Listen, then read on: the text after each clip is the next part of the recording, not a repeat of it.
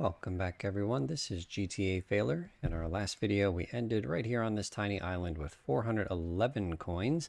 In this video we're going to end up with more than double that number. We'll end up with 829 coins by the end of this video. First we're going to grab the coins on Strange Island. I think that's what this one's called. And the first one is a sliding coin. There's actually two sets of sliding coins right here on this island. So we'll grab that one before it rolls off into the water, gone forever, at least until you reload.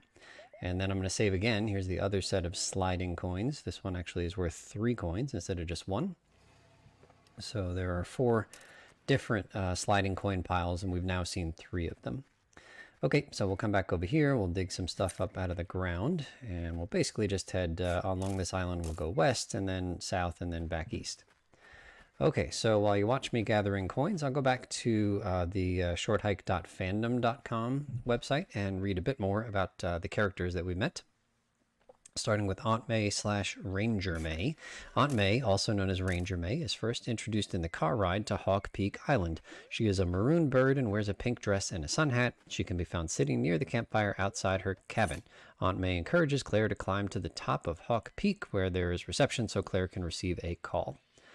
Okay, I'm having some trouble getting up here, but we'll get up there. There's a chest right in front of that house you can see. Wonder who lives in this house. It's a mystery. Okay, Glide Kid. So this was the character that we met that taught us how to glide, and then we asked him repeatedly, how do you glide again? And he got so fed up he started shouting the word no at us. This character does not have a canonical name or gender. They are a small blue bird with a light blue tuft of hair, and they wear an orange shirt. They can be found walking along the path that leads to the beach near Aunt May's cabin. This character explains to Claire how to glide. If you forget, you can go back and ask again. Well, that's true, but only up to a certain point. At some point, he gets really ticked off. Okay, so we dig right here for the last coins on Strange Island. 499, that's the right total there. And then we're going to head back to the mainland, and we're going to tackle all of the coins south of the 2 rivers. So there's a river there's a waterfall heading off to the east side that dumps off the east side of this the main island, and another waterfall that dumps off the west side of the main island. And we're going to tackle all of the coins that are south of the 2 rivers leading to those 2 waterfalls. That's a mouthful, but just follow my lead here as I get my wits about me. Okay, so let's start right here, 499, yep, confirming that, and then we'll continue on with this massive chunk of coins. Oh, this is a different text here. What they say, it's good luck to know which way is north. Did they say that? Actually, I'm not sure, but it certainly can't be bad luck. Okay, so different text from the compass guy. All right, coming back to the fandom page, Jen. Jen is the one who wanted shells. We met her right after we met the Glide Kid. Jen is a small purple bird with a light purple tuft of hair, and she wears an aqua shirt. She can be found walking along the beach near Aunt May's cabin. She will ask Claire to bring her 15 shells, and then no spoilers for what happens after we bring her 15 shells. Super. Okay, we're coming up on a chest that I'm not going to dig out of the ground, but I'll run around it. It's right where I'm standing here. This is a chest that will be referenced with a treasure map that we haven't collected yet. So once we finish all the coins later on in this playthrough in this series, I'll get all the treasure maps, and then we'll read them, and then we'll follow them to the sort of X marks the spots points. Okay, Compass Guy, we just saw him again. This character has no canonical name or gender. They are a gray fox, and they wear a maroon shirt with brown buttons. They're found walking along the White Coast Trail. They will give Claire a compass when interacted with. Perfect. Okay, Shovel Kid, so that's the frog that was on the beach.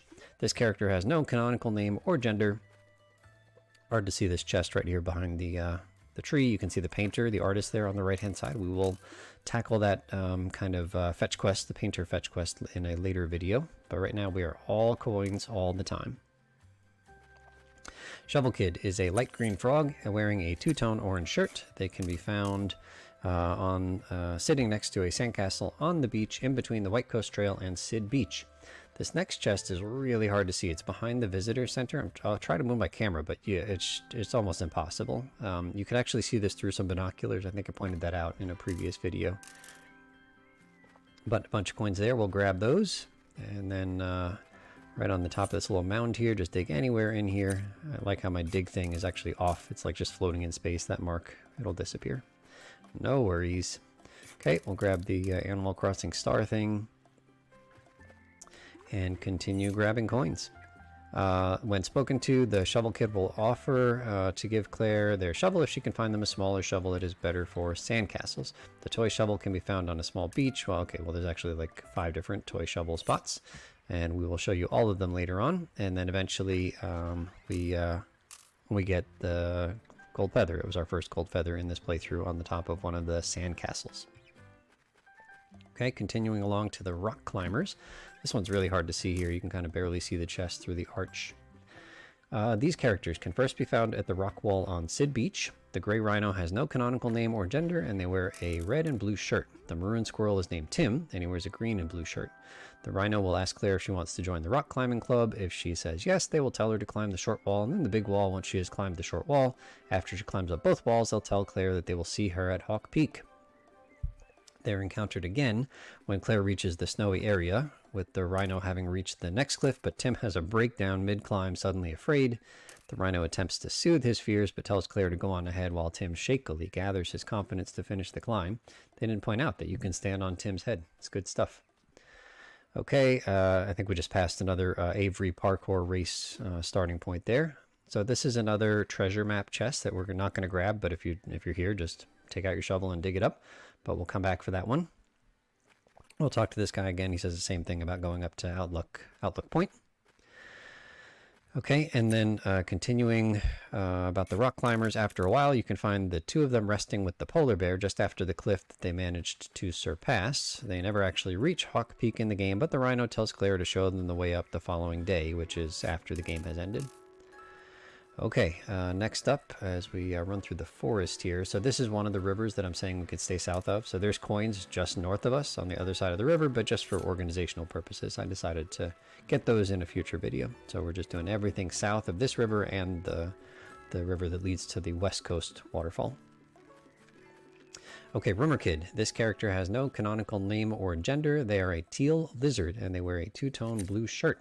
They can be found walking from the Sid Beach Trail to the beach with the toy shovel. When talked to, they'll ask Claire if she likes rumors. They'll tell Claire that Jim bought a metal detector, and it was going nutso. However, Jim didn't own a shovel, so he couldn't dig anything up. The next rumor they tell Claire is that Deborah could see a mysterious island from the binoculars at Outlook Point.